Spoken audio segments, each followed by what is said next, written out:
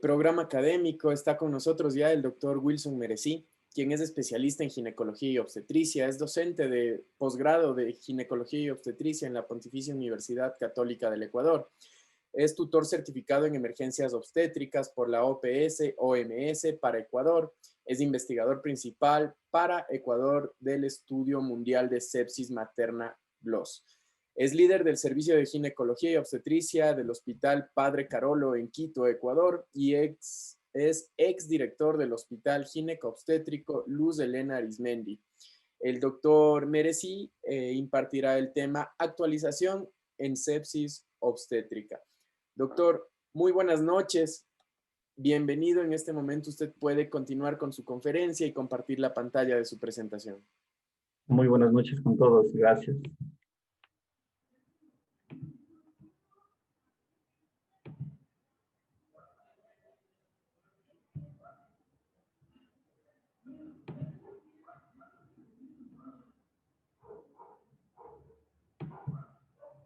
Por favor, me confirman si se está viendo la presentación. Así es, doctor. Está en pantalla completa y se le escucha perfecto. Así que son parámetros para poder iniciar esta conferencia. Perfecto. Bueno, primero agradeciendo a Coexpo por esta grata invitación y además esperando estar a la altura de tan magno evento. Saludar a todos en esta noche y empezamos con la discusión del tema para el cual he sido invitado. Vamos a hablar esta noche acerca de la sepsis en el embarazo, ¿no es cierto? Pues parte de lo que ha mencionado mi currículum. Y empezaremos quizá analizando primero por qué es importante hablar de la sepsis, ¿ya? La sepsis decimos que es una causa importante de morbimortalidad a nivel mundial y no está ajena a esta realidad para nuestro país. Casi la mitad de todas las muertes maternas en la era previa al desarrollo o al descubrimiento de los antibióticos se debieron a infecciones. Eso indica la magnitud. Es más, actualmente el mayor porcentaje de muertes que se dan en las unidades de cuidados intensivos se deben justamente a complicaciones sépticas o a complicaciones infecciosas. Constituye, además, dentro ya de nuestra parte que es la obstétrica, la emergencia obstétrica o la complicación más letal, ¿sí? Está siempre dentro de las 3 o 4 principales causas de muerte a nivel mundial. Sin embargo, se considera la sepsis la más letal. Ahora, a pesar de ser esta una emergencia de tal magnitud, sin embargo, también es quizá una de las menos estudiadas y una de las que, esto entre comillas lo digo, menos importancia se le puede dar dentro de las emergencias obstétricas. Sin embargo, su importancia en los últimos años ha generado que esta relevancia pues determine que se tenga que hacer algo. ¿Y por qué decimos que es un problema? ¿Cierto? En este año justamente el reporte global epidemiológico de la carga de sepsis a nivel mundial, uno de sus capítulos justamente lo dedicó a la sepsis materna. Y algo de las conclusiones que se ha determinado dentro de toda la evidencia que hay en estos últimos años es que la sepsis sigue siendo a nivel mundial la tercera causa, de muertes maternas. Y además es la causa más común de mortalidad en los países de ingresos bajos, sobre todo a nivel de África y de Asia subsahariana, ¿no es cierto? Entonces, esto ha determinado pues, que sea una problemática de salud mundial. Una de cada 4 casos también se ha determinado que se adquieren en las unidades hospitalarias. Entonces, preocupa porque se dice, bueno, la paciente llega quizá, es atendida en una casa de salud y esta casa de salud quizá no brinda todos los parámetros de bioseguridad que pueda requerir esta gestante y a la final termina infectándose, ¿no? Presenta alguna complicación la cual hace que se extienda sus días de estancia hospitalaria, se sobrecarga de un cuadro séptico y esto hace que todavía se extienda más y determine una complicación que inclusive puede terminar con la vida de esa paciente. Entonces, la gestante, pues, o la puérpera que adquiere un proceso séptico va a haber extendido justamente su tiempo de estadía hospitalaria y esto también incrementa los costos en lo que significa la salud pública o la salud privada inclusive, ¿sí? Y cuando hablamos de cuál es quizá el porcentaje, ¿no es cierto? O mejor dicho, la carga que tiene por cada 1000 habitantes o la proporción que existe por cada 1000, nacidos vivos, vemos que de cada 1000 nacidos vivos, 70 mujeres son determinadas de que tienen un proceso séptico, ¿sí? Y de estas 11 llegan a una morbilidad materna extrema severa que se determina por el grado de lesión o disfunción orgánica que presenta esta gestante. Decimos que esta infección materna, ¿no es cierto?, en los países que tienen un porcentaje de ingreso, ¿sí? Digamos, mientras más bajo es el porcentaje de ingreso de la comunidad, es decir, que mientras la economía es más deteriorada del hospital, el problema, perdón, del país, el problema de los procesos infecciosos son mayores y se ve determinado dentro de justamente, ¿sí? Si nosotros vemos que los países de más bajos ingresos tienen un 14.8% de probabilidad de desarrollar una sepsis, mientras que los países de ingresos medios tienen un 7% y los países de ingresos altos apenas un 1.1%. Entonces tiene mucho que ver con la calidad de atención que reciben estos pacientes. ¿Y cómo estamos como país? En este cuadro nosotros vemos de los últimos 4 años el número de muertes maternas que hemos tenido. Y claro, llama la atención en color café, como ven, siempre la sepsis se ha encontrado dentro de las 3 o 4 causas principales de muerte materna. ¿Sí? Entonces, como ven, es un problema que realmente es preocupante y que por eso pues estamos esta noche aquí para aprender un poco más sobre el tema. Entonces, igual la Organización Mundial de la Salud ha determinado que uno de los principales problemas en lo que tiene que ver con la sepsis es justamente que quizá no se realiza un diagnóstico oportuno del problema. Y además, que no se le da una prioridad en cuanto al manejo, particularmente que esto determina que se incremente ese riesgo de paciente a complicarse. Entonces se concluye que justamente un diagnóstico oportuno, un manejo oportuno, un manejo temprano, es quizá la parte fundamental para disminuir la carga de mortalidad.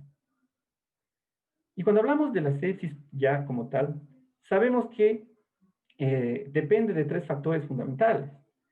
Primero, de un proceso infeccioso que se instaura y determina una disfunción orgánica, pero que esto va a depender netamente de la virulencia, ¿sí? De la virulencia que pueda tener el agente infeccioso, pero sobre todo de la respuesta que pueda tener el huésped. Y claro, entonces se entendería el por qué, digamos, dentro de las madres, ¿no es cierto?, de las mujeres de aquellos países que tienen bajos ingresos, donde seguramente también está con un proceso de desnutrición, donde también va de la mano de trastornos inmunológicos, ¿no es cierto? Obviamente la carga de sepsis se ve más en este tipo de población. Entonces, esta triada, que es justamente la que determina la patogénesis de la sepsis, explica todo lo que nosotros hemos encontrado en este tipo de pacientes. Hablemos algo de fisiología para que entendamos quizá la importancia de lo que vamos a hablar. Cuando hablamos de sepsis, ¿no es cierto? En condiciones normales, fisiológicamente, los cambios fundamentales que presenta la gestante se enmarcan principalmente en su sistema cardiovascular. La gestante debe prepararse para el momento del parto o del nacimiento de su bebé. En condiciones normales, ese nacimiento viene acompañado de un sangrado importante, a pesar que sea menos de 500 cc, igual es un sangrado importante. Entonces, la mujer fisiológicamente se prepara para ese evento. ¿Y cómo lo hace? Aumentando su reserva, incrementando su volumen plasmático. ¿Sí? Recuerden que el incremento del volumen plasmático va entre el 50 al 60% del volumen plasmático que la paciente inició. ¿Sí? Además, hay un aumento de unos 15 a 20 latidos por minuto. Su corazón late un poco con mayor frecuencia que lo usual. Igualmente, esto se debe a una disminución en la resistencia vascular periférica. obviamente toda la capilaridad periférica, ¿no es cierto?, permite que haya una mayor reserva de volumen en la mujer gestante. Pero, ¿qué pasa en cambio cuando llega un proceso infeccioso?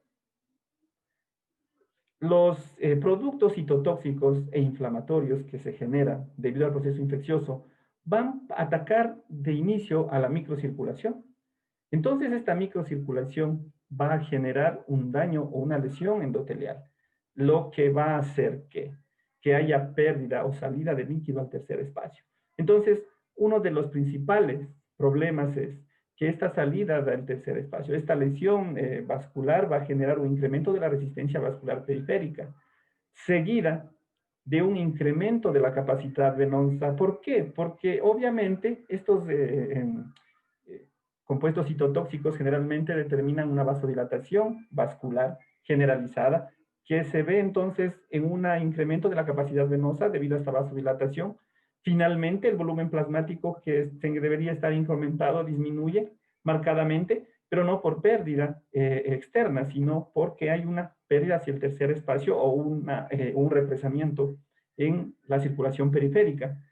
Esto también se ve marcado a nivel pulmonar, no solamente a nivel sistémico, y entonces determina una disminución de la contractilidad que finalmente va a aumentar la distensibilidad vascular, generando una taquicardia sinusal.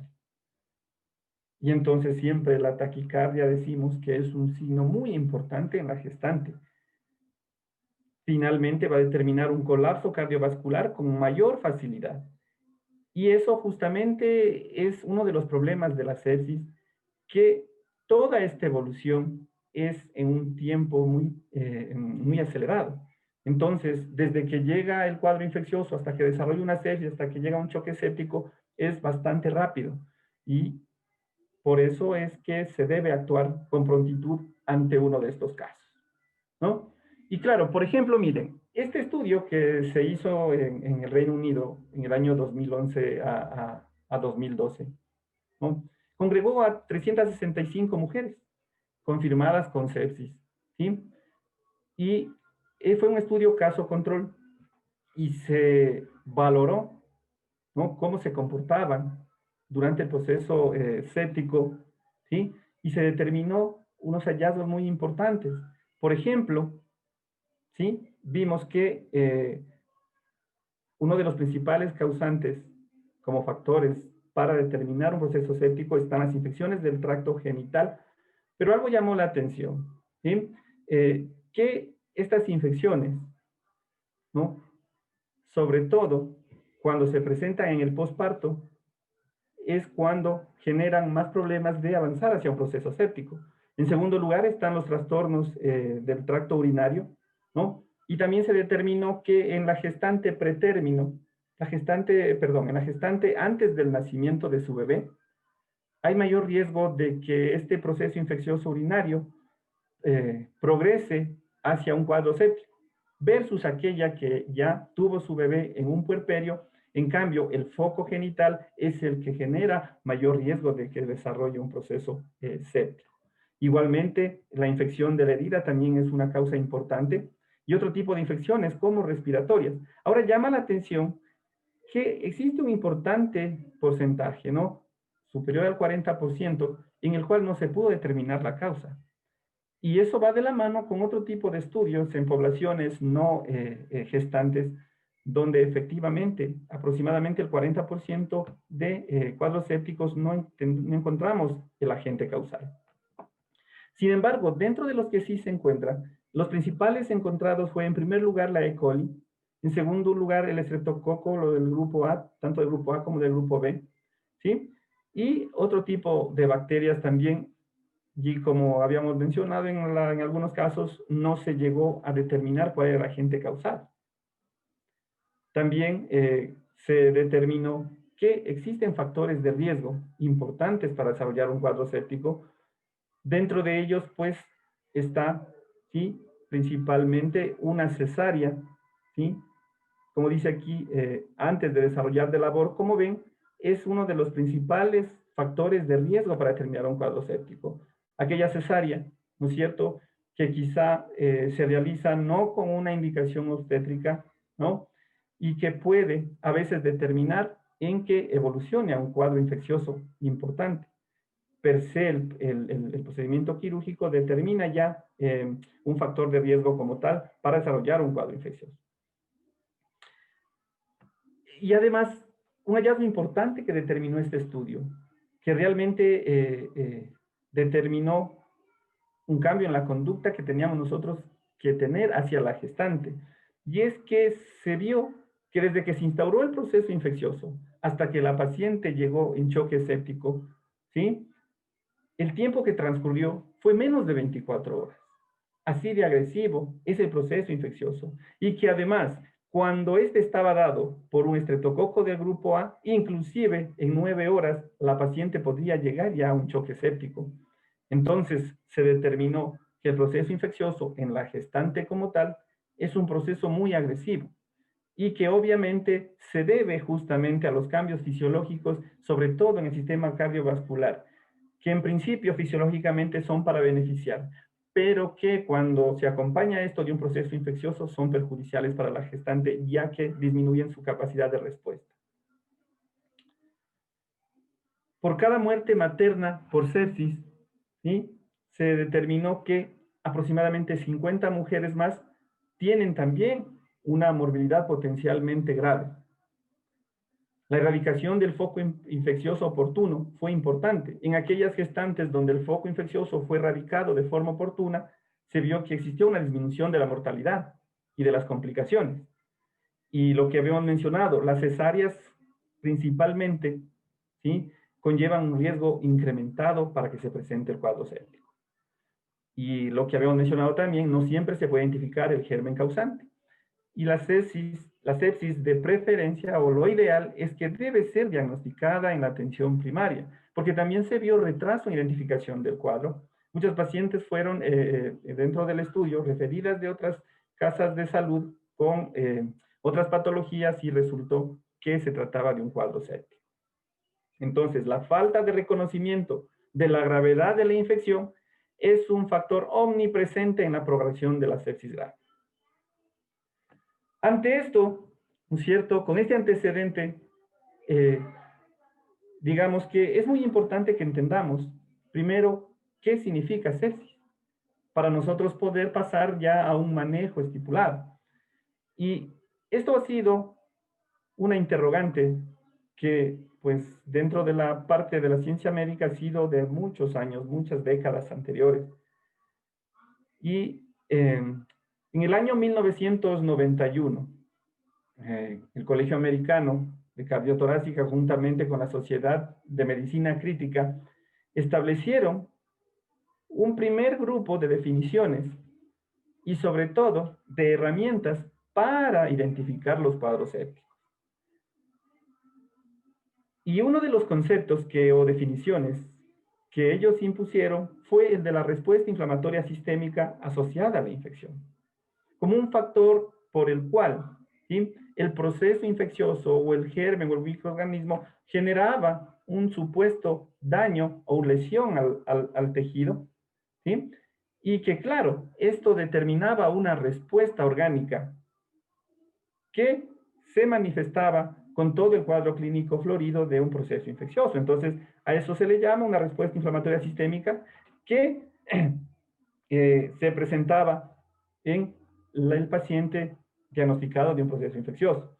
Además, también determinaron la existencia de una sepsis severa en aquel, ¿sí?, cuyo, además del proceso infeccioso, además del SIRS, se necesitaba procesos de abordaje mayores al usual, ¿sí? Y finalmente el choque séptico cuando el daño de los tejidos era mayor y tenía que posiblemente pasar a una unidad de cuidado intensivo, además necesitaba, ¿sí?, un manejo multidisciplinario.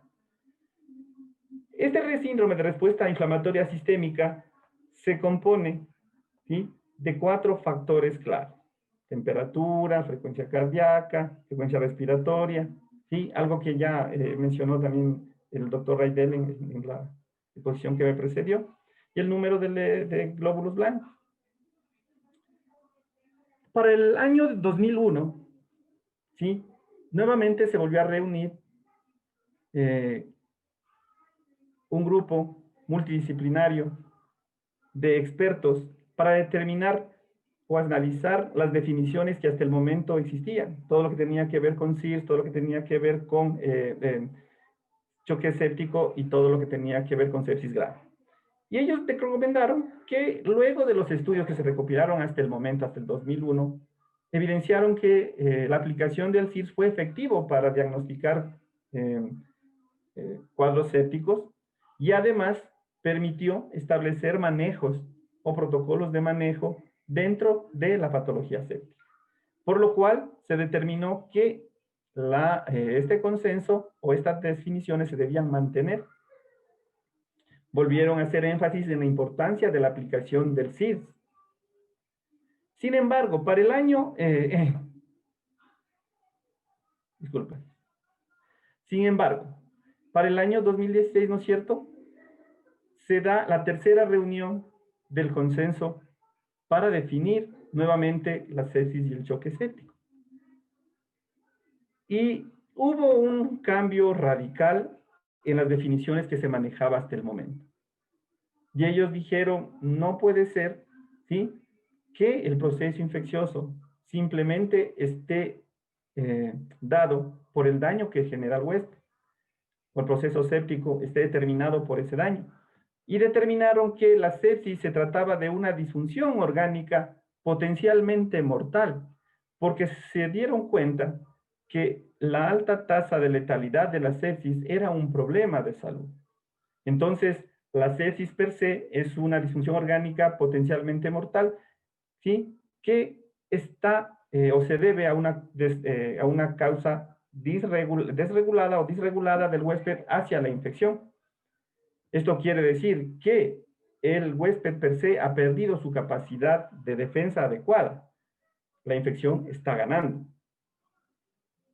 Y además se determinó que el CIR, si bien es cierto, hasta el momento había sido una herramienta muy útil, no era aplicable porque nos generaba una confusión en cuanto a el diagnóstico.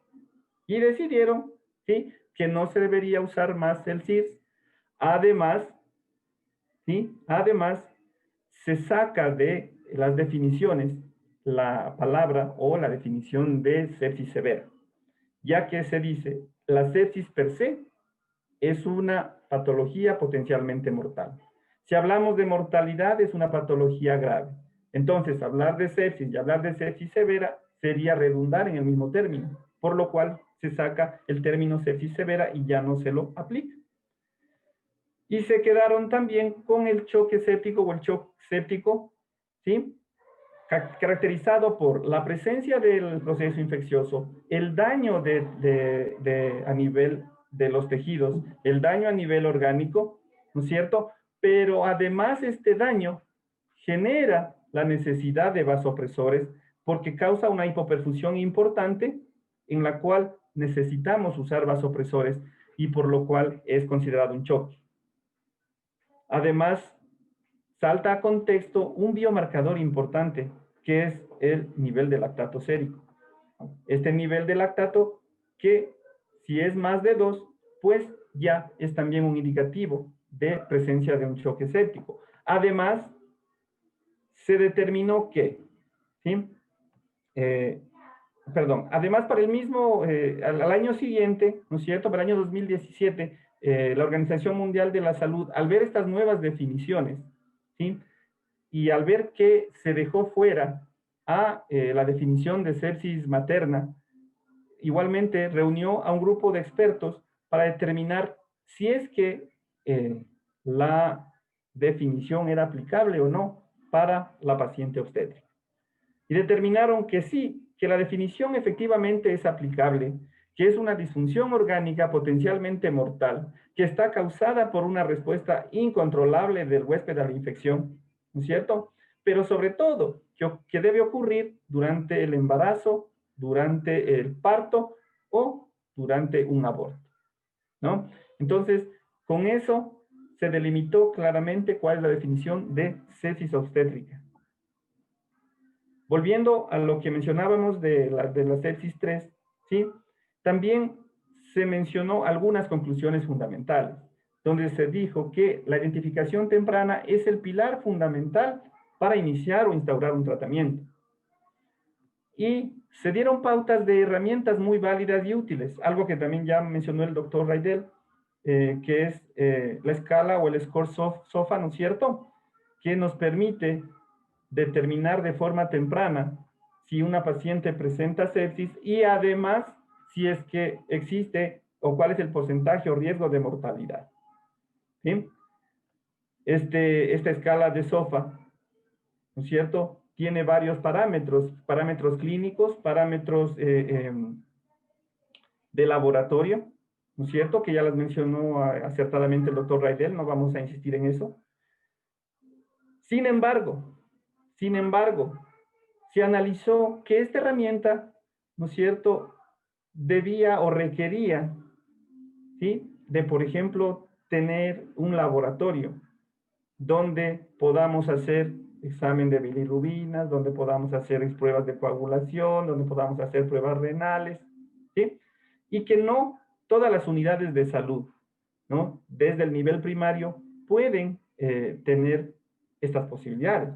Y si estamos hablando que el pilar fundamental del tratamiento es la identificación temprana del problema, definitivamente el SOFA no puede ser aplicado dentro de lo que consideramos el primer encuentro con la paciente, ¿no? No quiero que se me vaya a malinterpretar en que el SOFA no sirve, no. El SOFA es muy útil, pero no se lo puede aplicar en esta etapa temprana o en el triaje de una paciente. Y entonces se diseñó una herramienta predictora. ¿Sí? Esta herramienta no es diagnóstica, como también lo mencionó el doctor Raidel, es una herramienta predictora que lo que nos determina es de aquella paciente que puede tener un riesgo potencial de desarrollar sepsis. ¿Cuál es el requisito? Para evitar confusión, porque a veces nos puede generar una confusión, ¿no es cierto?, al aplicar la herramienta y encontrar uno de estos parámetros. Primero, que la paciente tiene que tener un proceso infeccioso. ¿Sí? Si la paciente acude a la consulta, tiene un proceso infeccioso, aplicamos el QuickSOFA entonces, ¿sí?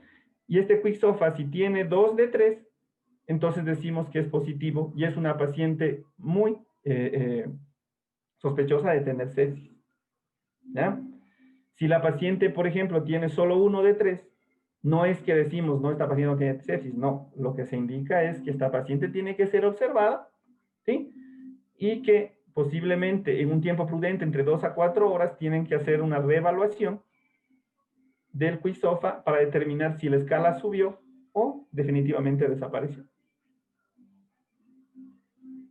El QuickSOFA entonces es una herramienta que permite optimizar el tiempo, porque es una herramienta rápida que nos permite aplicar en toda área. Podemos aplicarla en todo momento de nuestra consulta. Podemos aplicarla inclusive al paciente que está hospitalizado. Podemos aplicarla si hacemos en el caso de atención primaria, una visita domiciliaria, lo podemos aplicar. Y es una herramienta muy válida, ¿sí?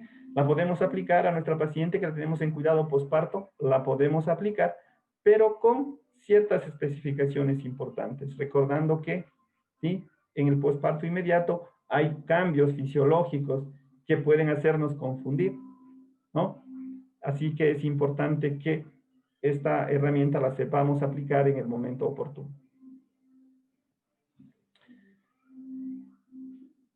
Entonces, en el 2016 fue, digamos, lanzado este estudio, ¿no es cierto?, que nos permitía quizá valorar si el lactato también como predictor temprano de sepsis era útil o no para aplicar de acuerdo a las recomendaciones que nos daba el sepsis 3, ¿sí? Y se determinó que efectivamente, miren, en este estudio, por ejemplo, que fue realizado durante 2 años, ¿ya? Fue realizado a 4.038 pacientes, donde se hizo un seguimiento se dividió en 2 grupos, pacientes que tenían un proceso, digamos, infeccioso, y aquellas que no tenían un proceso infeccioso, pero que también tenían un lactato elevado, para medir cómo estaba o cómo se comportaba eh, eh, la mortalidad o la supervivencia, ¿no? Entonces, lo que se determinó es que aquellas pacientes, ¿sí? Aquellas pacientes que tuvieron un proceso infeccioso y cuyo lactato, ¿sí? Era menor a 4, versus aquellas pacientes que tenían un proceso infeccioso y cuyo lactato era mayor a 4, ¿sí?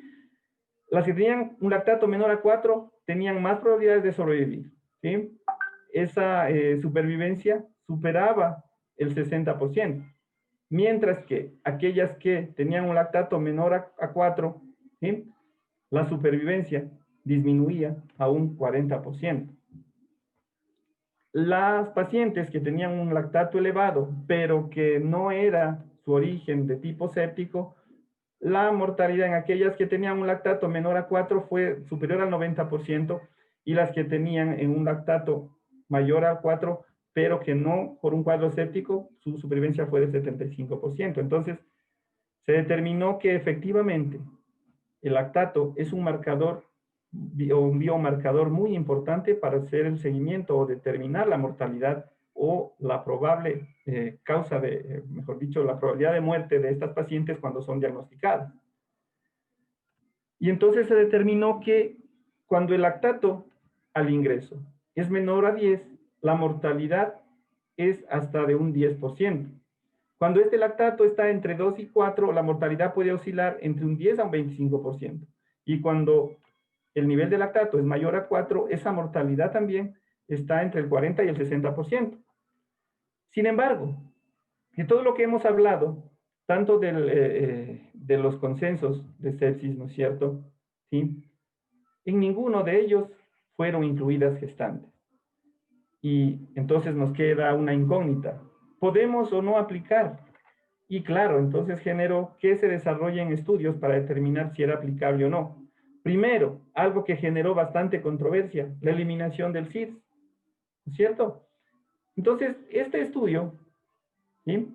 Que lo único que hizo fue analizar, o fue una revisión sistemática que analizó los parámetros fisiológicos, ¿sí?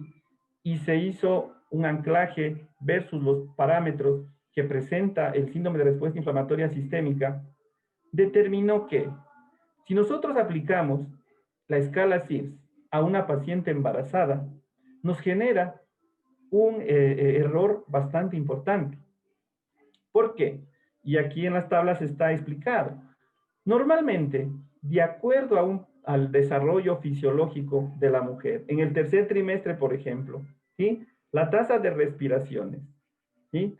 Normalmente puede tranquilamente superar las 20 respiraciones y llegar hasta 25 respiraciones, ¿sí? Producto de los cambios fisiológicos de la gestante. O puede ser que esa gestante, por ejemplo, esté cursando quizá con un proceso anémico que determine que su frecuencia respiratoria esté incrementada, pero no necesariamente sea un problema séptico, ¿no? La presión de CO2 igualmente vemos que prácticamente, ¿sí? En el segundo, en el tercer trimestre, durante la labor, durante todo el embarazo, ¿no? Está dentro del rango diagnóstico de CIRS. Es un cambio fisiológico normal, pero está dentro del diagnóstico de CIRS.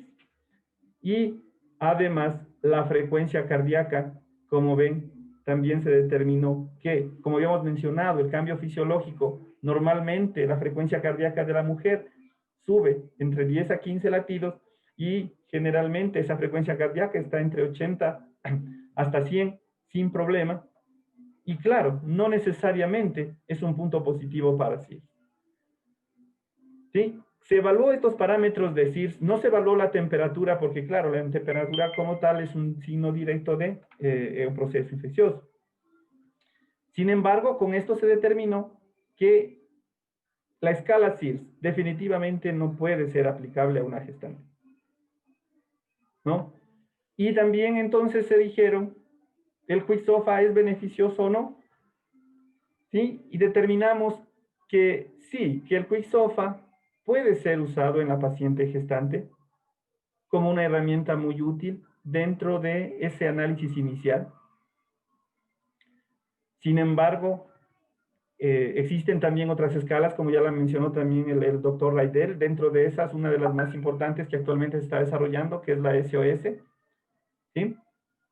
Que es una escala muy completa, que está dando excelentes resultados, principalmente la están utilizando en Estados Unidos, en Canadá, pero que tiene ciertas observaciones, no técnicas, porque técnicamente es muy útil, ¿no? Observaciones más de otro tipo. Si nosotros revisamos los parámetros que analiza, vemos que, ¿sí?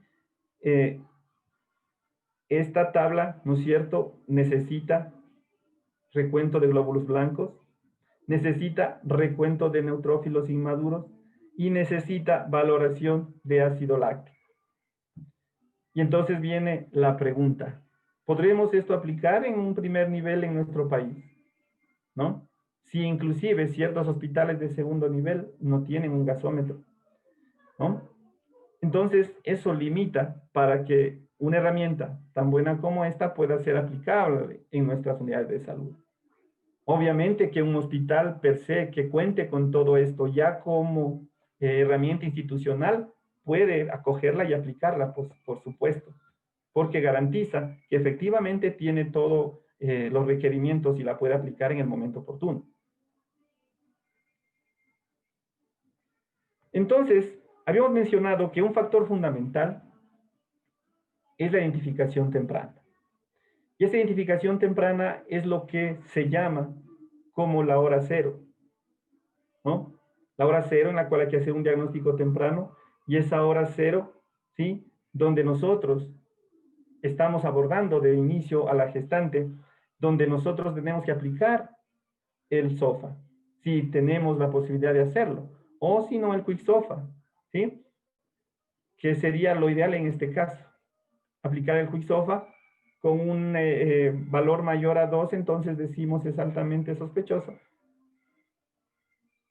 Y además, si es que ese Quick SOFA se acompaña de una hipotensión importante, si se necesita o tiene una tensión arterial menor a 65 y necesita uso de vasoactivos, pues el diagnóstico está hecho.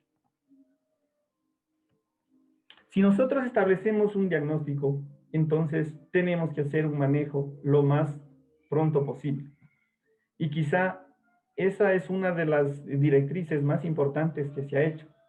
Primero, identificación temprana y segundo, el manejo oportuno, el manejo temprano.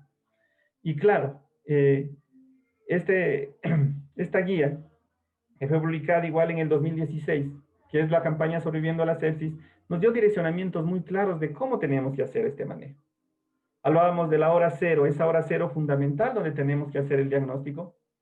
Y además nos daba directrices de que durante las primeras 6 a 12 horas teníamos que instaurar todo ese manejo de reanimación, sobre todo en las 3 primeras horas, donde teníamos que colocar líquidos, teníamos que colocar antibióticos, teníamos que tomar cultivos, teníamos que hacer prueba de lactato, teníamos que manejar o medir diuresis. Todo eso lo teníamos que hacer hasta la hora 3, máximo hasta la hora 6 y monitorizar hasta la hora 2. ¿Sí? Y se determinó que esta estrategia iba a ser muy útil para poder disminuir la mortalidad. Sin embargo, ¿sí? Esta estrategia dio ese paquete de intervenciones que era muy importante. Sin embargo, este estudio que fue publicado justamente en el 2017, un estudio muy importante, ¿sí?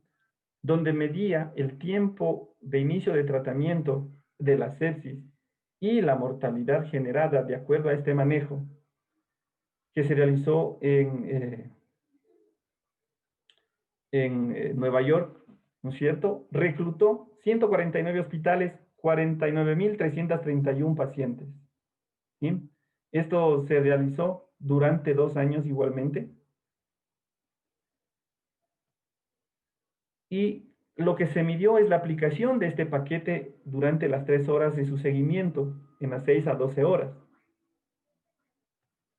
Y entonces se determinó que sí, que efectivamente, cuando nosotros aplicábamos todo el paquete durante esas 3 primeras horas, la mortalidad disminuía. Sin embargo, como nos daba una pauta de que podíamos aplicar hasta las 12 horas tranquilamente, veíamos que mientras más se tardaba, sobre todo el inicio de antibióticos y de fluidos, la mortalidad se iba incrementando.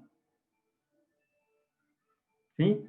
Y además que la probabilidad de que se presente una complicación secundaria a este proceso séptico también se incrementaba de forma marcada. Y claro, si es que nosotros vemos en los grupos de estudio, mientras más tarde se realizaba la aplicación del paquete, la mortalidad era mayor.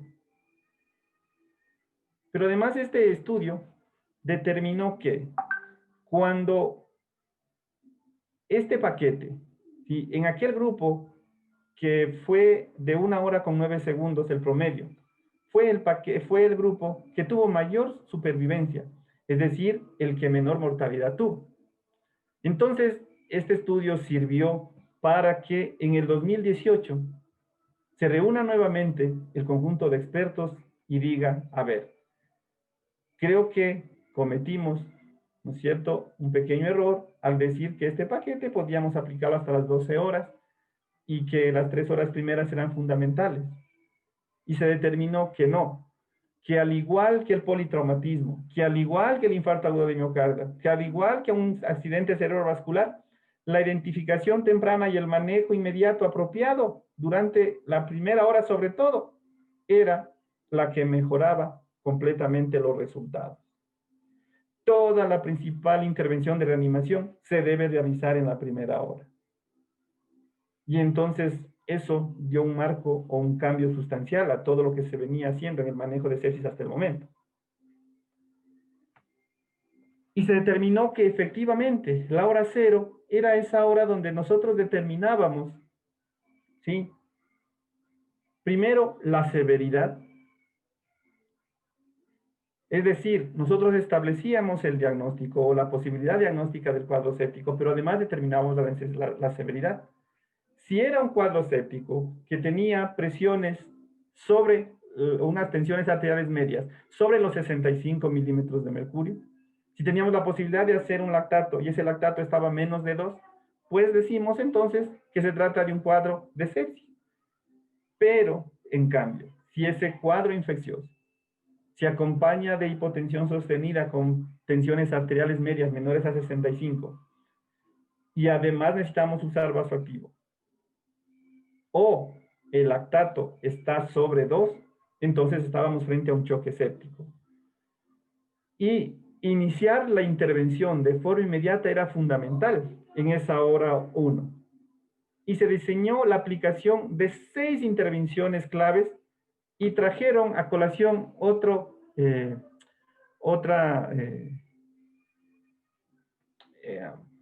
paquete de intervenciones, ¿no es cierto? Otro grupo de intervenciones denominado el sepsis 6, perdón, ¿sí? El sepsis 6. Y en esta gráfica, que es muy ilustrativa, ¿no?, prácticamente nos dice exactamente a qué se refiere este sepsis 6, ¿no? Como ven, oxígeno, toma de cultivos, antibióticos, administración de fluidos, toma de lactato y vigilancia de la diuresis son las 6 estrategias fundamentales durante esa primera hora que tienen que ser desarrolladas. Y claro, ustedes dirán, pero ¿por qué? ¿No? ¿Por qué es que es tan importante?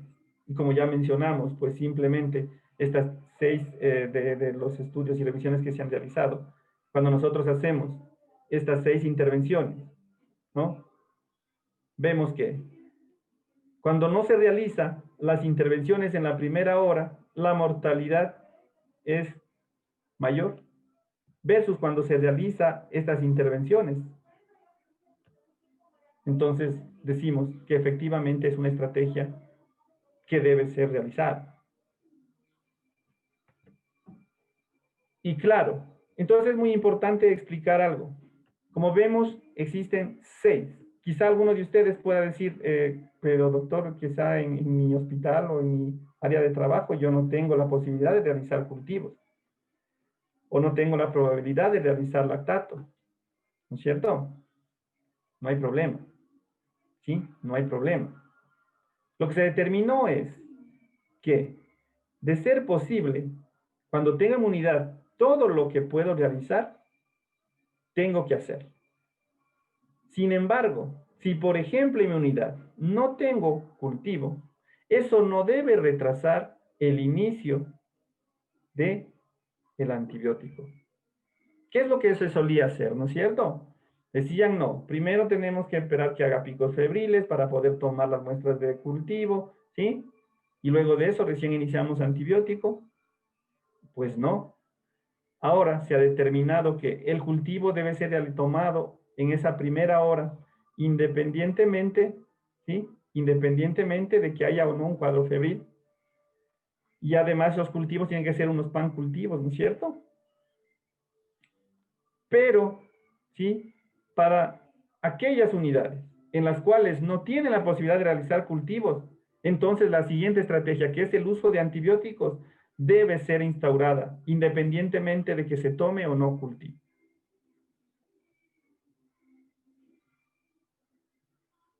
Como ven ustedes en esta tabla,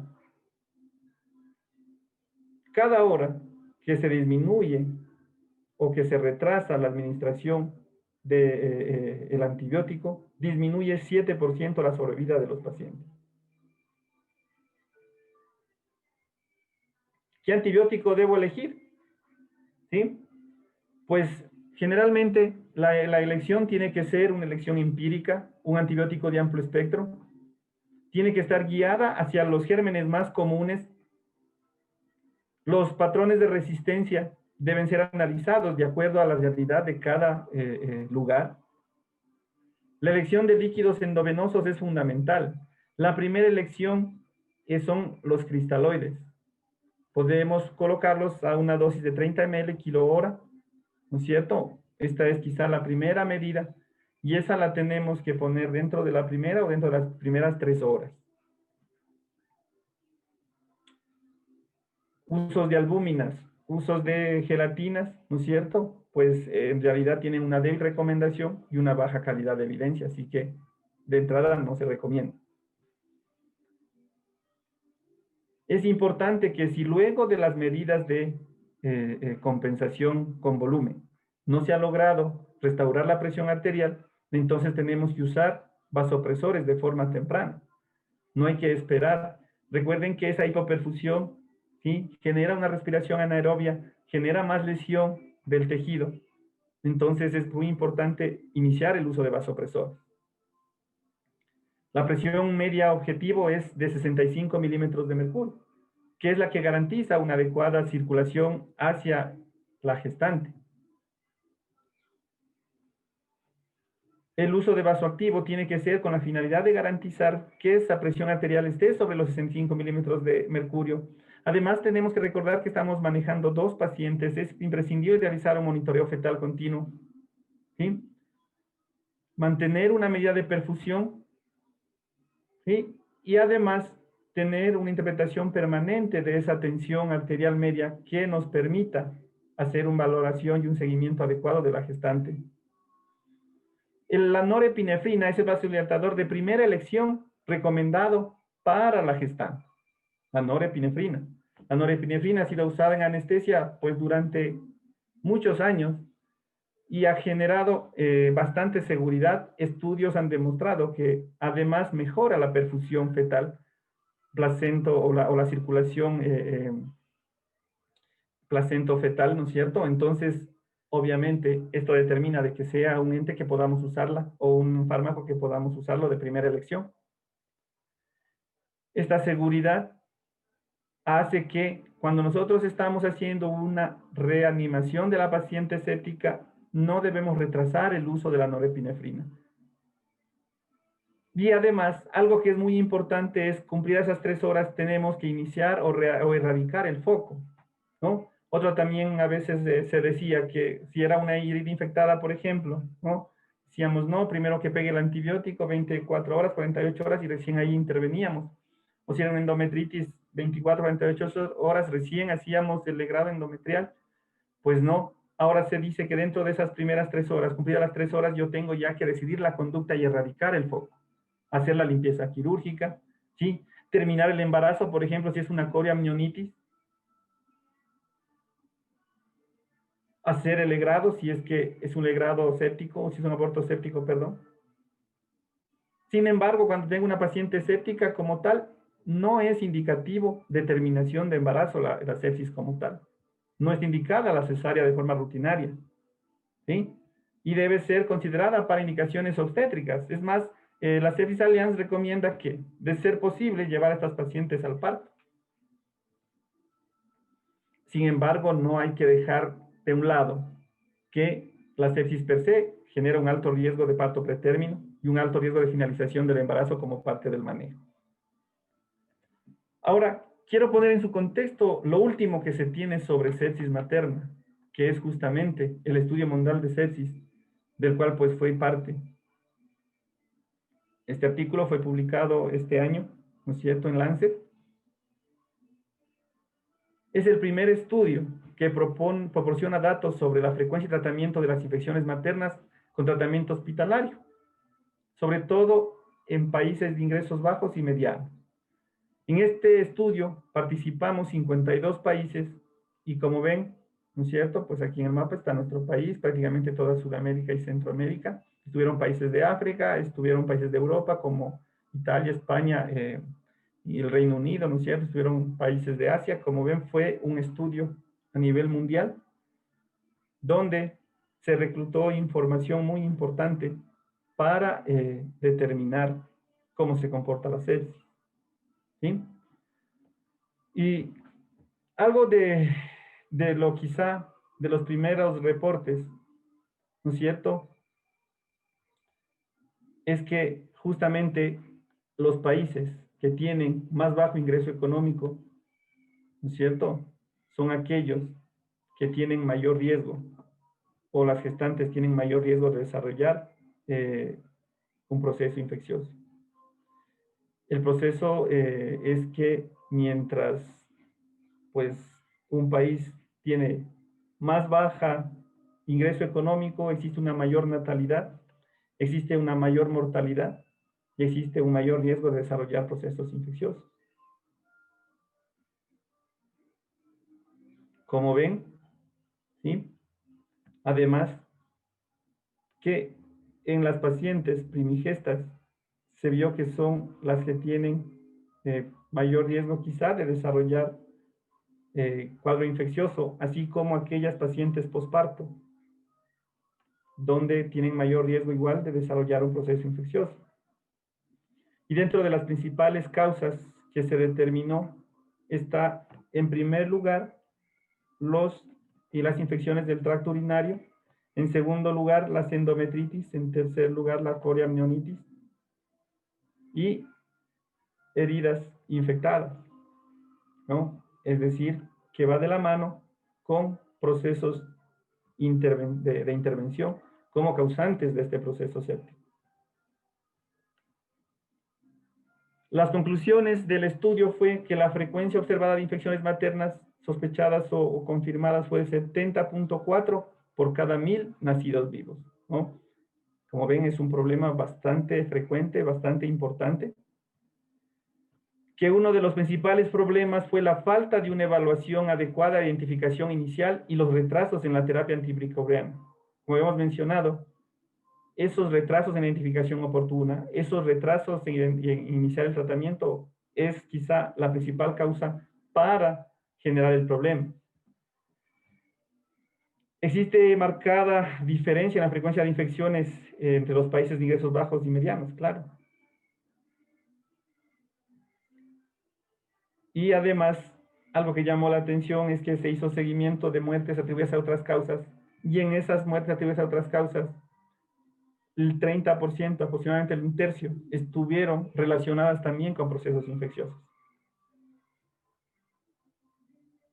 La cobertura de antibióticos profilácticos para la cesárea es subóptimo. Se encontró que no existe, ¿no es cierto?, la aplicación adecuada de antibióticos profilácticos previos a una cesárea, y eso genera un factor de riesgo importante.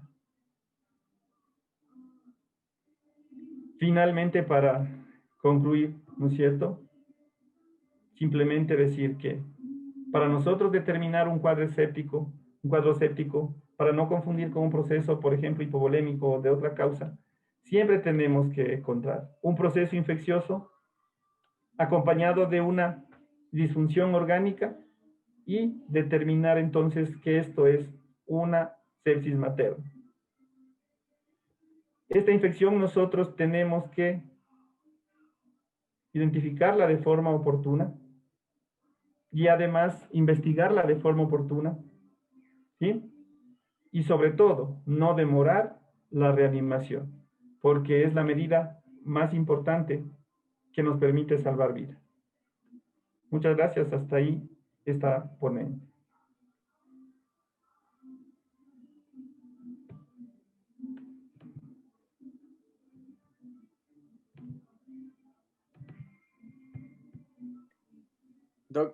Doctor Vaca, no tenemos audio por si acaso.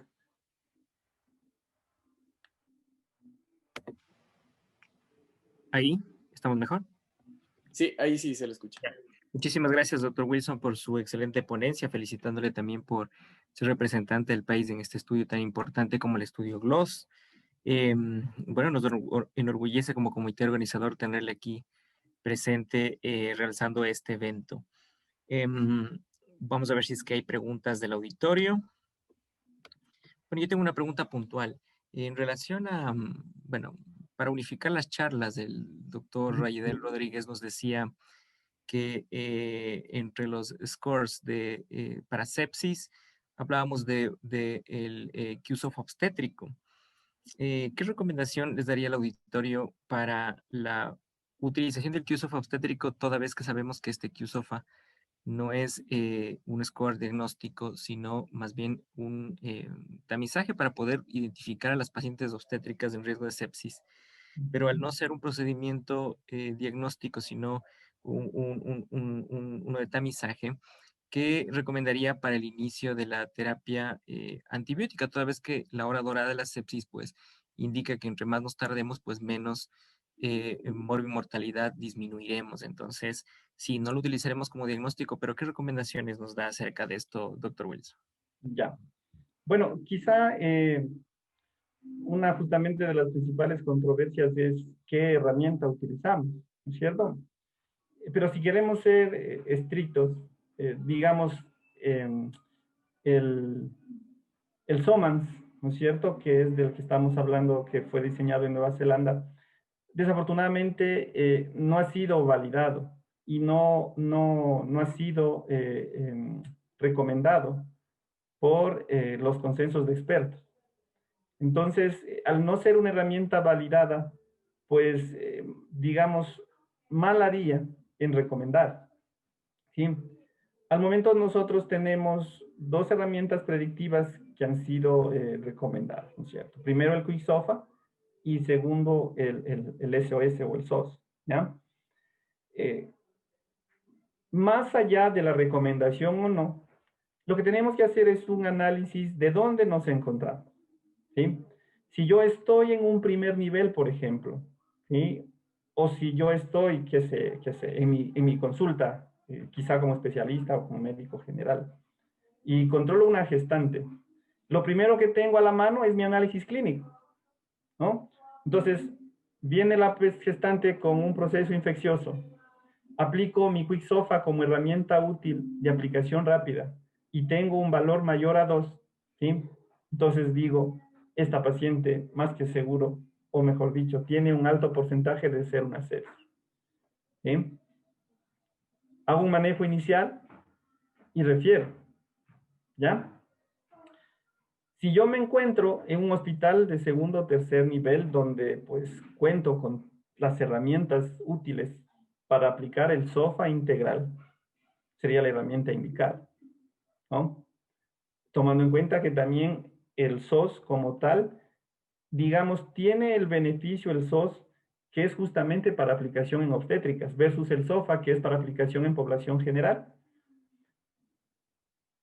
De todo lo que se ha venido publicando en los últimos momentos, ¿no? Posiblemente tanto el SOS como el Muse, ¿sí? Van a ser las herramientas que quizá nos están dando más evidencia de utilidad en la gestante.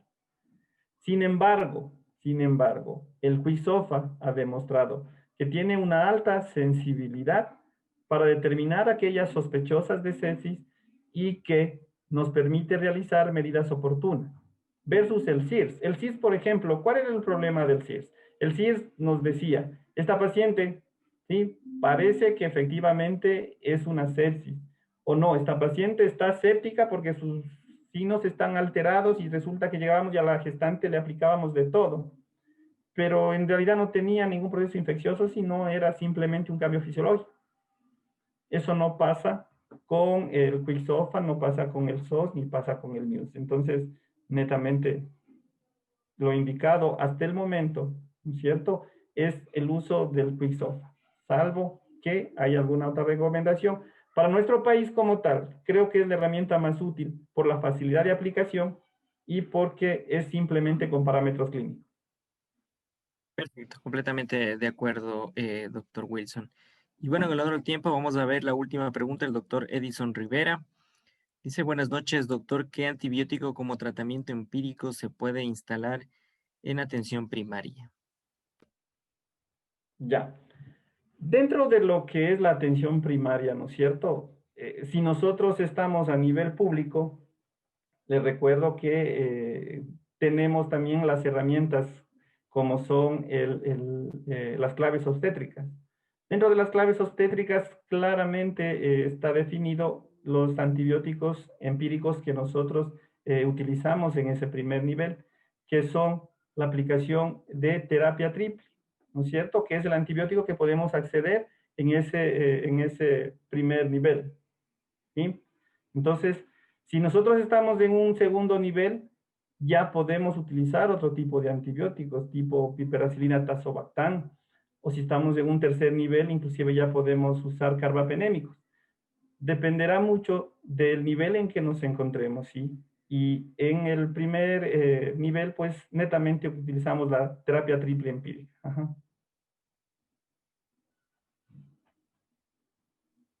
Perfecto, muchísimas gracias, totalmente de acuerdo. Bueno, y también para anexar a un poco lo que decía el doctor Wilson, también mucho va a depender de la sospecha diagnóstica que tengamos en relación a la sepsis. Claro, si es foco urinario, endometritis, bueno, depende de también el foco.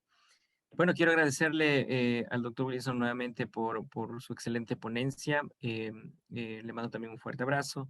Muchas gracias por la colaboración en este primer Congreso Internacional. Espero que no sea la primera vez que nos siga colaborando. Un fuerte abrazo. Gracias, muy gentil.